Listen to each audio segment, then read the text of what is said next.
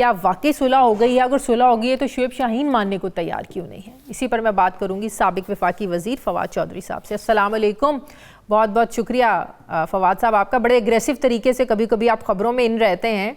ये शुएब शाहीन वाला वाकया कैसे पेश आया? ये नौबत यहाँ तक क्यों पहुंची फवाद साहब?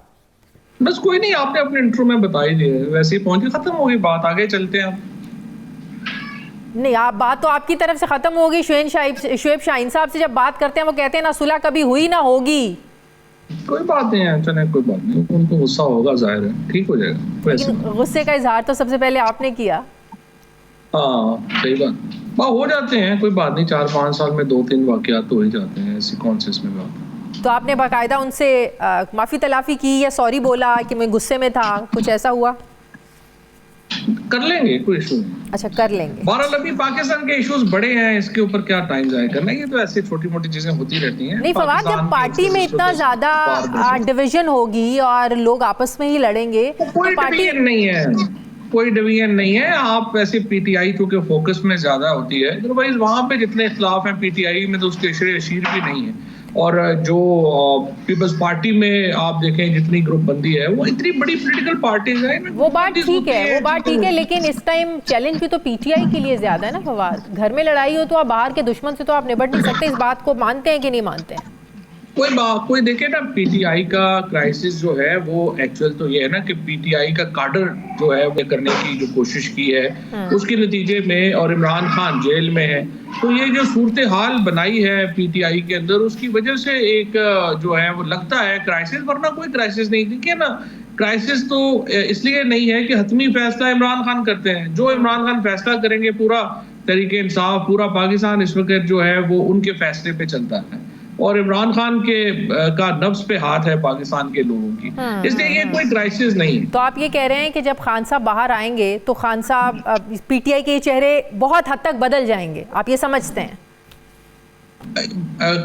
बहुत लोग चेंज होंगे, जाहिर है कि ये लोग तो बहुत हैं जिनमें तो मतलब इंक्लूडिंग वकास अकरम, ये तो इमरान खान को जानते ही नहीं है, ना इमरान खान उन्हें जानते हैं। तो ये तो ऐसे ही इस वक्त एक चूंकि फेज है जिससे हम गुजर रहे हैं, तो वो उस फेज की वजह से चूंकि एस्टैब्लिशमेंट और हुकूमत जो है वो उसकी तवज्जो ये है कि जो असल लोग हैं तरीके इंसाफ के वो पार्टी में ना हो, और उसकी वजह से जो है वो टेम्परेरी फेज के तौर के ऊपर ऐसे लोगों को लगाया गया है जिनकी वो अहमियत और हैसियत नहीं है कि उनके खिलाफ कार्रवाइयाँ हों, उन्हें उठाया जाए, किया जाए। मतलब आप बताइए ना कि इन सारे लोग जो हैं ये तो 1 घंटा भी कभी जेल में नहीं रहे, इनके ऊपर कोई पर्चा नहीं हुआ, कभी कुछ नहीं हुआ, तो ये तो एक टेम्परेरी फेज है जिसकी वजह से ये पार्टी लीडरशिप छोटी मोटी जो इंस्टॉल की गई। तो टेम्परेरी फेज है, टेम्परेरी लोग हैं, तो ये बात दुरुस्त है शेर अफजल मरवत साहब की भी कि उनको भी फंसाने वाले या खान साहब के कान भरने वाले, जो खान साहब के कानों में बाकायदा उनके अल्फाज से खुसर पुसर करता है जाके खान साहब उनकी बातों में आ जाते हैं। 10 वकील मिलने के लिए जाते हैं, एक ने केस लड़ना होता है, 9 बाकी जो है ना वो खुसर पुसर करने जाते हैं। तो इससे तो ये जाहिर होता है कि जो वकला का ग्रुप है वो बहुत भारी है, सियासी लोगों को तो खुड्डे लाइन लगा दिया है वकला ने।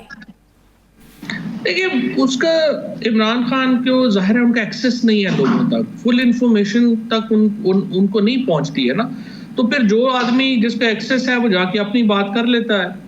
तो इस हद तक तो ठीक है, अफजल मरवत साहब की बात जो है वो इस हद तक तो ठीक है, लेकिन देखिए ना इमरान खान को जानते वो भी नहीं है। इमरान खान जो है वो बहुत एक जो है वो समझदार शख्सियत है, वो लीडर है, उन्होंने पाकिस्तान चलाया है, सो उनको पता है किस शख्स का कितना वजन है, किसको कितना वजन देना है। तो मुझे पता है कि इमरान खान की जो डिसीजन मेकिंग है वो उतनी वो कैजुअल नहीं है जितनी वो बता रहे हैं, तो जो वो उनकी गलतफहमी है लेकिन कोई नहीं, मैंने जैसा आपको अर्ज किया ये टेम्परेरी फेज है, ये लोग हैं जो भी आए हैं, खान साहब इनको नहीं जानते, ये खान साहब को नहीं जानते, सो अल्टीमेटली पार्टी में जो पुराने लोग हैं वो वापस आएंगे और ऑब्वियसली वो रिप्लेसमेंट्स जो है वो होंगी। और ये सब कुछ तब होगा जब इमरान खान बाहर आएंगे, तो इमरान खान के बाहर आने की क्या चांसेस है? मैं आपकी देखिए, पहली बात तो ये कि मेरे ख्याल में तो खान साहब को भी ले लेना चाहिए, क्योंकि देखिए ना ये लीडरशिप 2-2.5 साल से इस पे रिलायंस है लेकिन ये नहीं कर पा रही, और आज इमरान खान को तकरीबन 570 दिन हो गए हैं जेल में ना। मुसीबत ये है कि इनके पास कोई प्लान, ये देखिए ना शाजिया आप हैं, हम लोग हैं, ये तो एक तज्जिया रोज का रोज होता है ना, आपने जो कल तज्जिया किया वो आज आप नहीं कर सकती। सो रोजाना के वाकयात के ऊपर रोजाना की हिकमत अमली चाहिए। तो अगर आप इमरान खान का एक्सेस महदूद है तो बाहर की लीडरशिप में ये सलाहियत होनी चाहिए कि वो रोज के वाकयात के ऊपर अपनी नई स्ट्रैटेजी बना सके, लेकिन उसका बहुत ज़्यादा फुकदान है। और जाहिर है कि तहरीक इंसाफ का जो क्राइसिस है वो इसी वजह से है कि बाहर की लीडरशिप जो है उसकी जो कैपेसिटी है वो बहुत ही महदूद है। तहरीक चलाने की भी बात कर रहे हैं, कल आपके भाई फैसल चौधरी साहब ने भी बात की कि ईद के बाद हम तहरीक चलाएंगे।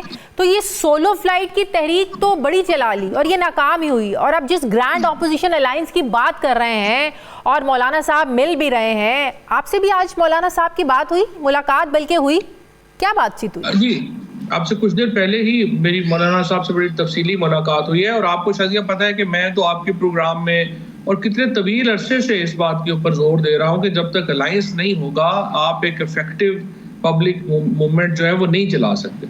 और जो PTI के और JUI की दूरियां थी, लेकिन देखिए आपको याद होगा कि बेनजीर भुट्टो भी जब भी हुकूमत से अपोजिशन में गई हैं उन्होंने फौरन नया अलायंस बनाया है। हाँ। अलायंस की एक अपनी इंपॉर्टेंस होती है, और आप इनफरादी लड़ाइयाँ अकेले लड़ते हैं, सियासी लड़ाइयाँ तो ग्रुप धड़ों में लड़ी जाती हैं। तो मौलाना फजलुर रहमान साहब जो हैं वो इस हुकूमत में जाने को तैयार नहीं है, हालांकि हुकूमत ने बड़ी कोशिश की है उनको लेने की साथ, और लेकिन वो समझते हैं कि इस वक्त अवाम में और इस हुकूमत में फासला इतना ज्यादा है कि अगर वो इस हुकूमत का हिस्सा बनते हैं तो वो सियासत को शदीद नुकसान पहुंचाए, उनकी सियासत को शदीद नुकसान पहुंचेगा, लिहाजा वो अपोजिशन के साथ जाना चाहते हैं। और जो कैटेगोरिकली उन्होंने आपसे आज ही मुलाकात में कहा कि वो इस अपोजिशन के साथ चलना चाहते हैं, लेकिन फिर क्या बैरियर है PTI के साथ चलने में, ऑब्स्टिकल क्या है? बैरियर जो है ना वो देखें 2-3 चीजें हैं। एक तो एक जनरली PTI में और JUI में बड़ी मुखासमत रही है, और आपको पता है पुराने बयान उनके भी आ जाते हैं, इनके भी आ जाते हैं, तो उसकी वजह से थोड़ा नीचे कारकुनों को भी एक थोड़ा आपको चाहिए कि कूलिंग ऑफ पीरियड दें, जो काफी जो है हद तक अब चीजें मामला बेहतर हो गए हैं। दूसरा उनका शिकवा है, और जो मैं समझता हूँ उनका जायज है, कि जो PTI की लीडरशिप में मसलन आप देखिए ना, PTI ने कहा था कि हम कभी नून लीग से पीपल्स पार्टी से बात नहीं करेंगे, फिर अचानक सुबह पता चला जी कि वो तो मीटिंग शुरू हो गई है।